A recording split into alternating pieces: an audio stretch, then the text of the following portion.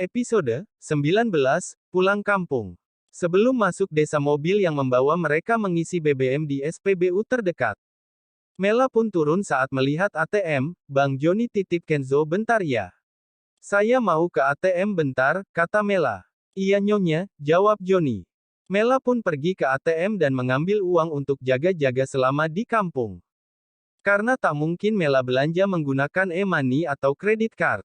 Selesai itu Mela kembali ke mobil dan melanjutkan perjalanan. Sore hari mobil baru memasuki gapura di desa.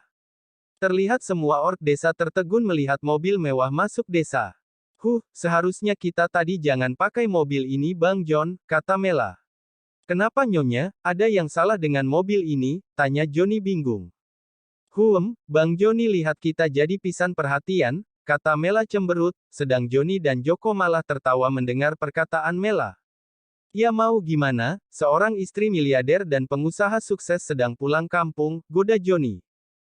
Tapi aku tak suka jadi pusat perhatian, keluh Mela.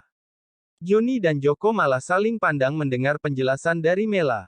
Tak lama mobil berhenti di depan sebuah rumah yang luas dan berlantai 2. Bang John, kita salah rumah. Ini bukan rumahku, kata Mela. Ini rumah orang tua nyonya. Setelah pernikahan Tuan meminta orang untuk merenovasi total nyonya, jelas Joni. Mela pun tak bisa menjawab. Joni dan Joko sudah turun. Mela mengendong Kenzo yang masih tidur. Joni membuka pintu samping mobil. Mela pun turun sedang Joko mengambil barang-barang mereka. Assalamualaikum Mak, Pak, salam Mela, wassalamualaikum salam. Jawab Bu Nur. Loh Mela kamu jadi datang, Pak ini ada Melati sama putu ganteng Pak, teriak Bu Nur. Pak Salim yang mendengar panggilan sang istri pun keluar. Pak Salim sangat bahagia melihat sang putri datang. Ala are ayu, kamu kok bisa ke sini Mel, tanya Pak Salim.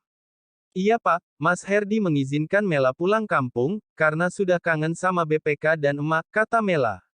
Mereka pun masuk. Kenzo sudah bangun, Pak Salim mengendong Kenzo dengan bahagia. Sedang Joni dan Joko tengah duduk-duduk di depan karena mereka merokok. Mela sedang berbincang dengan Bu Nur.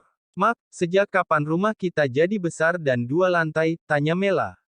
Setelah pernikahanmu Mel, Nak Herdi menyuruh orang untuk membangunnya, mungkin jika kalian semua datang biar muat tidur di sini, jawab Bu Nur. Apa Mak gak capek bersihin rumah seperti ini sendiri, tanya Mela. Mak dibantu Sumi untuk membersihkan rumah, jawab Bu Nur. Baiklah Mak, Pak sini Kenzo-nya biar Mela mandiin dulu nanti lanjut mainnya, kata Mela. Iya Ndok, dah biar Bapak temenin ajudanmu dulu, jawab Pak Salim. Mela tengah memandikan Kenzo. Setelah memberikan Kenzo pada Bu Nur, Mela pun mandi. Sekarang kamar Mela di lantai 2 dan yang paling luas, serta kamar mandi di dalam kamar. Saat Mela baru selesai mandi HP-nya berdering dan tertera No Herdi. Iya Mas, kata Mela. Kok panggil Mas sih, panggil Papa, kata Herdi. Iya ada apa Papa, ulang Mela. Bunda sudah sampai di rumah, dan sekarang lagi apa, tanya Heri. Iya Pak baru sampai, dan ini baru selesai mandi, Papa sudah pulang dari kantor, tanya balik. Udah Bun, nih lagi bantuin Mia dan Rio bikin PR, jawab Herdi. Sore Bunda, teriak Mia dan Rio. Sore juga sayang, jawab Mela. Mel, Kenzo nangis nih. Sepertinya lapar, teriak Bu Nur dari bawah. Ya udah Pak, selamat bersenang-senang sama Mia dan Rio. Bunda mau lihat Kenzo yang nangis. Bye-bye Pak, kata Mela sambil mematikan telepon.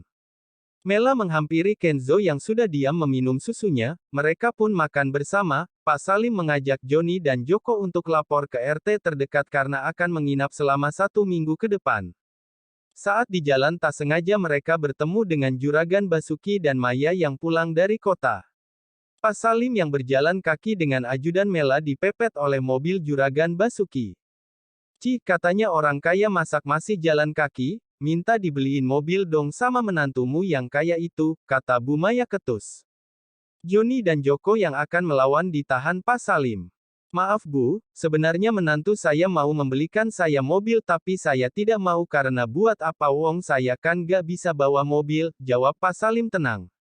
Dasar kampung, sekali miskin ya tetap orang miskin, hina Bu Maya. Iya Bu, mari, kata Pak Salim meninggalkan mobil Juragan Basuki. Tuan, kenapa Anda tak membalasnya?